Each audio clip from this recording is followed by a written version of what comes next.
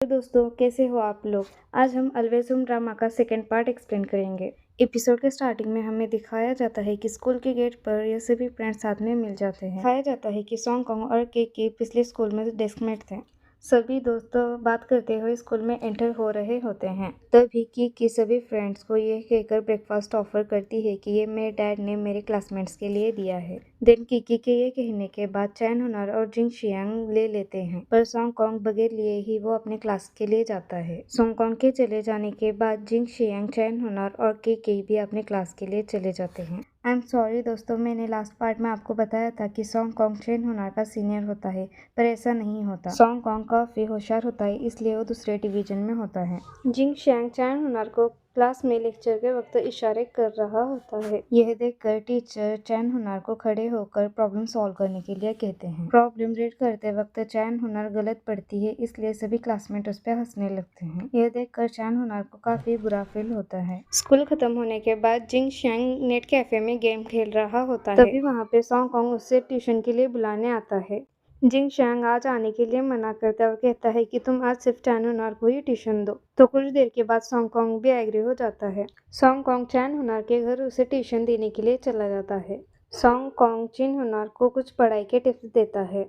दूसरे दिन चैन हुनर देखती है कि सॉन्ग कॉन्ग की मैथ्स की बुक उसके पास आई होती है। चैन हुनर सॉन्ग कॉन्ग को नोटबुक वापस करने के लिए जाती है, पर वो क्लास में नहीं होता और कोई भी वहाँ चैन हुनर से सीधे बात नहीं करता। चैन हुनर सॉन्ग कॉन्ग को बुक वापस कर रही होती है, तभी वहाँ पे सॉन्ग कॉन्ग की क्लासमेट आ जाती है। वो सॉन्ग कॉन्ग से कह रही होती है कि तुम मैथ्स कॉम्पिटिशन में पार्टिसिपेट मत करो। सॉन्ग कॉन्ग कहता है, हाँ मैं नहीं पार्टिसिपेट कर रहा, तुम कर सकती हो। स्कूल खत्म होने के बाद चैन हुनर वॉशरूम गई होती है, तभी वहाँ पे उसकी क्लासमेट उसके बारे में बातें कर रहे होते हैं। चैन हुनर दो बॉयज के साथ आती है, क्या पता उन लोगों में क्या होगा। यह सब जिंग शियांग सुन रहा होता है। वो उन लोगों को अच्छी तरह से समझाता है और उन लोगों को वहाँ से भगा देता है ताकि चैन हुनर को अनकंफर्टेबल फील ना हो। चैन हुनर वॉशरूम में रो रही होती है। उन लोगों के चले जाने के बाद चैन हुनर और जिंग शियांग चले जाते हैं। स्कूल के पीछे ये दोनों सॉन्ग कॉन्ग का वेट कर रहे होते हैं। जिंग शियांग सॉन्ग कॉन्ग को चैन हुनर के बारे में सभी बातें बता देता है कि दूसरे क्लासमेट उससे क्या क्या बातें कर रहे हैं। ये तीनों बातें करते हुए घर चले जाते हैं। सॉन्ग कॉन्ग चैन हुनर से कहता है कि तुम डिनर के बाद मेरे पास ट्यूशन के लिए आ जाओ। चैन हुनर कहती है, इसकी कोई जरूरत नहीं, आज मैं खुद ही पढ़ाई करूंगी। घर चले जाने के बाद चैन हुनर देखती है कि उसकी मम घर पर नहीं होती और उसकी मम ने कहा होता है कि तुम फ्रिज में खाना है वो खाकर सो जाओ। तब तक उसे सॉन्ग कॉन्ग का फोन आ जाता है कि उसकी मम ने उसे खाने पर बुलाया है। चैन हुनर सॉन्ग कॉन्ग के घर जाने से मना करती है, ये कहकर कि मैं खा चुकी हूँ। सॉन्ग कॉन्ग अपनी माँ से कहता है कि वो आना नहीं चाहती। चैन हुनर बगैर खाना का ही घर के पास के फुटबॉल ग्राउंड पर चली जाती है। उसे जिंग शियांग का कॉल आता है तो वो कहती है, नहीं मैं घर पर हूँ, पर तब तक वहाँ पर जिंग शियांग आ जाता है। जिंग शियांग कहता है, तुम मुझसे झूठ क्यों कह रही थी, मैं तुम्हें जानता हूँ कि तुम कब कहाँ पर हो सकती हो। बातों बातों में ही जिंग शियांग को पता चल जाता है कि चैन हुनर भूखी है। चैन हुनर ने खाना खाया नहीं होता, इसलिए जिंग शियांग उसे झूठ बोलकर एक दूसरी जगह लेकर जाता है। वो जगह सॉन्ग कॉन्ग और जिंग शियांग की फेवरेट और सीक्रेट प्लेस होती है। जिंग शियांग ने चुपके से ही सॉन्ग कॉन्ग को खाना लेकर आने के लिए कहता है ताकि चैन हुनर वो खाना खा सके। जिंग शियांग चैन हुनर को वहाँ पर लेकर जाता है, तब तक सॉन्ग कॉन्ग टिफिन लेकर आ जाता है। चैन हुनर सॉन्ग कॉन्ग को देखकर हैरान होती है। सॉन्ग कॉन्ग चैन हुनर को टिफिन देकर कहता है, ये लो खाओ, मुझे पता है कि तुमने खाना नहीं खाया।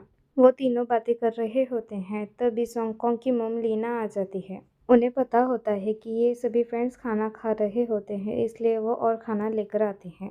सॉन्ग कॉन्ग कहाँ जा रहा है ये देखने के लिए चैन हुनर उसके पीछे जाती है। उसे याद आता है कि वो उसी प्लेस पर कुछ दिनों पहले रो रही थी, तो वो बहुत वेट फील करती है क्योंकि उसे रोते हुए सॉन्ग कॉन्ग और जिंग शियांग ने देखा होता है। इसी बात को लेकर जिंग शियांग उसका मजाक उड़ाता है। चैन हुनर खाने के लिए उनका शुक्रिया अदा कर रही होती है, तभी सॉन्ग कॉन्ग कहता है, तुम्हें शुक्रिया कहने की कोई ज़रूरत नहीं, हम हमारे कॉलोनी में किसी भूखा सोने नहीं देते।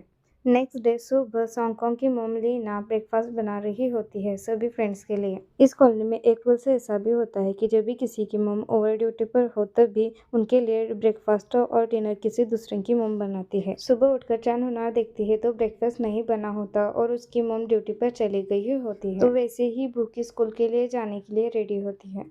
घर से बाहर आकर चैनहुनार देखती है तो सॉन्ग कोंग और जिंग शांग उसका वेट कर रहे होते हैं। सॉन्ग कोंग की मॉम ने चैनहुनार के लिए भी ब्रेकफास्ट बनाया होता है जो कि सॉन्ग कोंग चैनहुनार को दे देता है। चैनहुनार काफी अनकंफर्टेबल फील कर रही होती है क्योंकि डिनर और ब्रेकफास्ट भी सॉन्ग कोंग की मॉम ने ही दिया होता है। दूसरे दिन जिंग शांग के मॉम की बारी होती है ब्रेकफास्ट बनाने की, पर वो ब्रेकफास्ट देखकर चैनहुनार और सॉन्ग कोंग नहीं खाते और वो आगे चले जाते हैं क्योंकि यहाँ सिर्फ सॉन्ग कोंग की मॉम ही अच्छा खाना बनाती है और किसी की नहीं। इसलिए जिंग शांग वो खाना डॉगी को दे देता है पर वो डॉगी भी नहीं खाता। अब थर्ड डे चैनहुनार के मॉम की बारी होती है ब्रेकफास्ट बनाने की, पर यह भी ब्रेकफास्ट देख के कोई खुश नहीं होता क्योंकि ये भी टेस्टी नहीं होता। क्लास में जिंग शांग और चैनहुनार साथ एंटर होते हैं। उन्हें देखकर सभी क्लासमेट कमेंट पास करने लगते हैं। यह सब देखकर चैनहुनार से कीकी भी सवाल करती है कि तुम्हारे और सॉन्ग कोंग के बीच में कुछ चल रहा है क्या? तो चैनहुनार आंसर करती है हमारे बीच ऐसा कुछ भी नहीं है। यह सुनने के बाद कीकी रिलैक्स फील कर रही होती है क्योंकि वो सॉन्ग कोंग को पसंद करती है। उन्हें लास्ट मैथ से एग्जाम का पेपर दिया जाता है जिसमें चैनहुनार ने लास्ट टाइम से थोड़ा अच्छा स्कोर किया होता है। यह देखकर कीकी चैनहुनार से कहती है तुम सॉन्ग कोंग से ट्यूशन ले रही हो ना, तो तुम उसे कहो ना कि वो मेरा भी ट्यूशन ले। वीकेंड पर सॉन्ग कोंग के घर पर जिंग शांग और चैनहुनार भी आ जाते हैं ताकि वो पढ़ाई कर सके। जिंग शांग चैनहुनार को काफी परेशान कर रहा होता है। जिंग शांग को पढ़ाई नहीं करनी होती इसलिए वो घर जाने ही वाला होता है।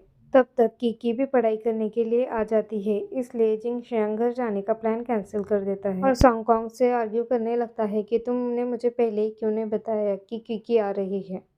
जिंग शांग कीकी को लाइक कर रहा होता है। कीकी आ जाती है। कीकी को देखकर जिंग शांग काफी शर्मा रहा होता है।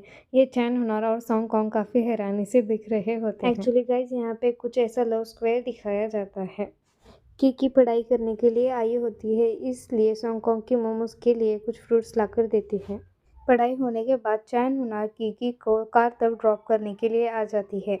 तभी चैनहुनार देखती है कि कीकी की गाड़ी बहुत महंगी थी, तो उसे पता चलता है कि कीकी काफी रिच घर से बिलोंग करती है। पर कीकी ने अपने स्कूल में किसी फ्रेंड को भी बताया नहीं होता कि वो एक रिच घर से बिलोंग करती है। उसके रिच होने के बाद कीकी से कोई भी फ्रेंडशिप नहीं करेगा इसलिए कीकी ने किसी को भी ये बात नहीं बताया होता। नेक्स्ट डे स्कूल खत्म होने के बाद कीकी और चैनहुनार बर्गर खा रहे होते हैं। तभी चैनहुनार कीकी से कहती है कल मैंने तुम्हारी कार देखी, तो इसी वजह से कीकी समझ जाती है कि चैनहुनार क्या कहना चाहती है। कीकी कहती है हाँ मैं एक रिच घर से बिलोंग करती हूँ पर मेरे पेरेंट्स के पास मेरे लिए वक्त नहीं है। अगर स्कूल में ये बात पता चल गई तो कोई भी मुझसे फ्रेंडशिप नहीं करेगा, फ्रेंडशिप खत्म कर देगा। इसी डर से मैंने किसी को भी ये बात नहीं बताया। कीकी शैम्पू के बॉटल चैनहुनार को देखकर वो वहाँ से चली जाती है। चैनहुनार ये देखकर काफी इमोशनल हो जाती है। चैनहुनार अपने घर जा रही होती है तभी वो देखती है कि जिंग शांग एक मेडिकल में जा रहा है। यह देखकर चैनहुनार काफी हैरान होती है। चैनहुनार घर जाती है तब उसे उसकी मोम बताती है कि ली टियान के फर्स्ट आने के खुशी पर उसकी मोम ने उसके लिए पार्टी रखा है और चैनहुनार को भी आने के लिए काफी इंसिस्ट करती है। चैनहुनार और उसकी मोम पार्टी में चली जाती है तब वहाँ पे ली टियान की मोम का काफी एरोगेंट बिहेवियर होता है। पार्टी में ली टियान की मोम सभी से बातें वक्त सभी को ये फील करा रही होती है कि ये सब लोग उनसे लो लेवल के हैं क्योंकि ली टियान के डैड हॉस्पिटल में हेड होते हैं और ली टियान स्कूल में टॉपर होता है। ली टियान की मोम ली टियान को पढ़ाई में काफी फोर्स करती थी और किसी से भी फ्रेंडशिप रखने नहीं देती थी और कम मार्क्स स्कोर करने पर वो उन्हें काफी डांटती थी। ये बात कॉलोनी में सभी को पता थी। बचपन में ली टियान के काफी फ्रेंड्स हुआ करते थे पर जैसे जैसे बड़े होते गए वैसे पढ़ाई में कंपटीशन आती गई इसलिए ली टियान की मॉम ने उसे किसी से भी फ्रेंडशिप करने नहीं दिया। इस वजह से ली टियान के कोई भी फ्रेंड्स नहीं थे और वो काफी लोन फील करता था। एक्चुअली कॉलोनी उस हॉस्पिटल के सभी डॉक्टर्स की थी। ली टियान अपने रूम में चला जाता है तभी चैनहुनार उससे बात करने के लिए जाती है। चैनहुनार ली टियान से पढ़ाई से रिलेटेड कुछ बातें कर रही होती है तभी ली टियान कहता है तुम इन फ्रेंडशिप के चक्कर में मत पड़ो, तुम पूरा अपना फोकस पढ़ाई पे दो। फ्रेंडशिप से हमें कुछ भी हासिल नहीं होता, सिर्फ हमारा वक्त जाया होता है। हमारे पेरेंट्स की हमसे काफ़ी हाई एक्सपेक्टेशंस है, वो हमें फ्यूचर स्टडी के लिए अब्रॉड भेजना चाहते हैं। चैनहुनार और ली टियान बातें कर रहे होते हैं तभी सॉन्ग कोंग ट्यूशन के लिए चैनहुनार को आवाज़ देता है। उन दोनों की फ्रेंडशिप देखकर ली टियान को काफ़ी बुरा फील होता है कि उसके पास कोई भी फ्रेंड नहीं है अपनी बातें शेयर करने के लिए। चैनहुनार पार्टी में से ही सॉन्ग कोंग के साथ ट्यूशन के लिए चली जाती है। सॉन्ग कोंग के घर पर ये चारों पढ़ाई कर रहे होते हैं तभी कीकी कहती है मैं आगे से यहाँ पर पढ़ाई करने नहीं आ सकती, मेरे पेरेंट्स ने मेरे लिए काफ़ी एक्सपेंसिव ट्यूटर हायर किया है। यह बात कहते हुए कीकी भी काफ़ी उदास थी क्योंकि वो सॉन्ग कोंग को मन ही मन पसंद करती थी और कीकी को जिन शांग पसंद करता था इसलिए वो भी उदास था। किकी कहती है वो काफ़ी एक्सपेंसिव ट्यूटर है, इसलिए मेरे पेरेंट्स को लगता है कि अगर उन्होंने ज़्यादा पैसा खर्च किया तो वो मुझे अच्छा सिखाएंगे। और मेरे पेरेंट्स का प्लान है कि वो मुझे फ्यूचर स्टडी के लिए अब्रॉड भेजेंगे। यह सब सुनकर चैन होना कहती है तुम सभी के पेरेंट्स तुम्हें फ्यूचर स्टडी के लिए अब्रॉड भेजना चाहते हैं, तो क्या पेरेंट्स के इस डिसीजन में तुम सब लोग खुश हो क्या? तुम सभी की फ्यूचर प्लानिंग तुम्हारे पेरेंट्स की मर्जी से है, पर तुम्हारी इसमें कोई भी मर्जी नहीं है। क्या तुम पूरी ज़िंदगी इसे अपने पेरेंट्स की मर्जी से गुजार सकते हो क्या? तुम्हारी अपनी ज़िंदगी है, तुम्हें अपनी ज़िंदगी का फैसला खुद लेना चाहिए। यह सब सुनकर सॉन्ग कॉन्ग काफ़ी कंफ्यूज था। रात में सॉन्ग कॉन्ग की मोम उससे सब कुछ शेयर करती है कि पार्टी में लिटियान की मोम ने उसे क्या क्या कहा, और वो बताती है कि मुझे तुमसे फ्यूचर में काफ़ी एक्सपेक्टेशंस है। मैं उम्मीद करती हूँ कि तुम मेरे फ्यूचर एक्सपेक्टेशंस पूरे करोगे। सॉन्ग कॉन्ग काफ़ी परेशान था कि एक तरफ उसके माँ की खुशियाँ हैं और एक तरफ उसकी अपनी खुशियाँ। अगर वो पूरा करेगा भी तो किसकी खुशियों को पूरा करेगा? चैन होनार ट्यूशन से घर आने के बाद देखती है कि उसके पापा बिजनेस ट्रिप से वापस आ चुके हैं, इसलिए वो अपने पापा से खुश होकर गले मिलती है।